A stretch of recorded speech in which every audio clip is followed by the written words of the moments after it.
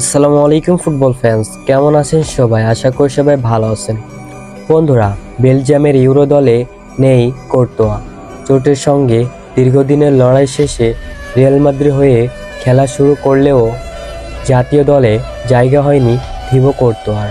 বেলজিয়ামের অভিজ্ঞ এই গোলরক্ষককে ইউরো চ্যাম্পিয়নশিপের দলে রাখেনি কোচ ডোমেনিকো তেদেস্কো। জার্মানিতে অনুষ্ঠিত ইউরোর জন্য মঙ্গলবার 25 সদস্যের স্কোয়াড ঘোষণা করছেন তেদেস্কো, যেখানে সবচেয়ে বড় চমক অ্যালেক্স উইটসেলের নাম। আন্তর্জাতিক ফুটবলকে বিদায় বলাই এই ডিফেন্ডারকে দলে রেখেছেন কোচ। 2018 ও 2022 বিশ্বকাপে বেলজিয়ামের হয়ে খেলা উইটসেল গত বছরে মে মাসে আন্তর্জাতিক ফুটবল ক্যারিয়ারে ইতি টেনে দেন। জাতীয় দলের হয়ে 130 ম্যাচের সর্বশেষটি খেলেন তিনি কাতার বিশ্বকাপে।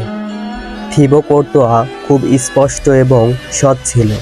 সর্বশেষে যে তথ্য আমরা পেয়েছি তা হলো সে ইউরো চ্যাম্পিয়নশিপের জন্য প্রস্তুত নয়।